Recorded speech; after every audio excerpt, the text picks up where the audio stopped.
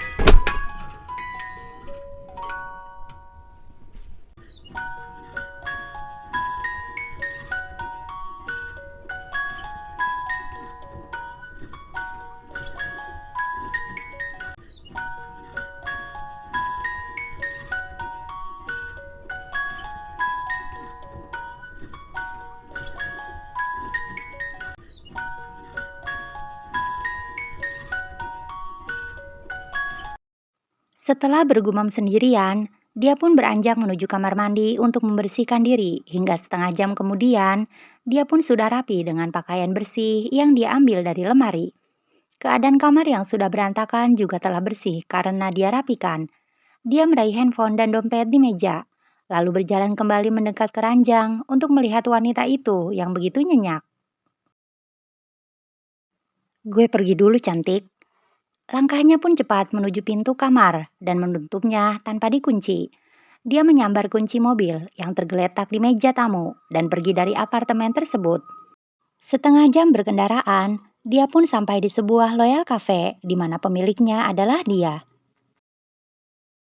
Beberapa karyawan yang melihatnya tentu menyapa hormat dan langkahnya langsung tertuju di sudut kafe yang menjadi tempatnya bersantai karena terpisah dengan para tamu tentunya. Akhirnya, datang juga si nyinyir seorang pria sebaya dengan wajah tampan sambil meletakkan cangkir kopi setelah melihat kedatangannya. Saai lo kampret.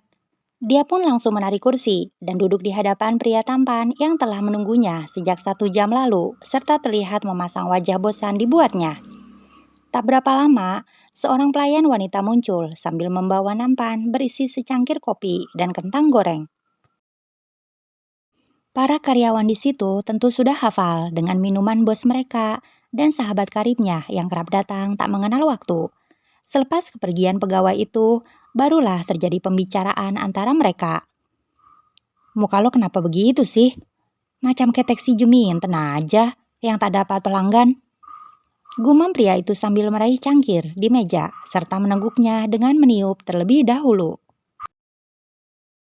Ketek Juminten pasti wangi karena punya pelanggan setia macam lo yang doyan hambur uang dan benih. Sahut pria tampan itu dengan ketus serta memutar bola matanya malas. Iya juga ya. Terus, lo kenapa bete begitu, hah? Gue lagi asik genjot. Tahu-tahu telepon bikin rusak konsentrasi gue. Untung, rudal gue sakti dan tetap pada sasaran. Cicitnya lagi dengan wajah mesem-mesem. Gue lagi bete aja. Habis diomelin sama Kak Evan.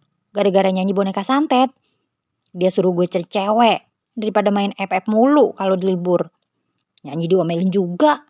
Heran gue, punya saudara kembar galak banget kayak penjaga makam. Kalau gue nakal, mama bisa jantungan nanti. Apalagi kalau gue main cewek, Jong. Terdengar tawa terbahak dari mulut pria yang dipanggil Jong. Tidak, namanya bukan Jong atau Najong, tapi namanya adalah John Richard dan biasa dipanggil Jong oleh tim mereka yang beranggotakan 4 orang. Lagian, hari gini masih main FF. Ingat umur, Ed. Umur kita sudah 28 tahun dan lo adalah pemilik EE Corporation. Mana ada main begituan? Pria seusia kita dan sekaya kita harusnya ngeluyur pulang pagi. Ajeb-ajeb dan foya-foya sama cewek seksi sepuasnya. Kagak kayak lo anjir. Gue juga geli sama tingkah lo. Dan bukan hanya Evan doang. Cerocos John Aji Mumpung mengeluarkan pendapatnya tentang perilaku dan hobi Ethan selama ini yang dianggap tak wajar, terutama tak dengan wanita. Terus gue harus bagaimana sekarang? Biar Kak Evan gak ngoceh mulu. Hah? Tanya Ethan dengan wajah malas dan ingin mendengar masukan John yang seketika menyunggingkan senyum mencurigakan. Ya unjuk rudal cuy,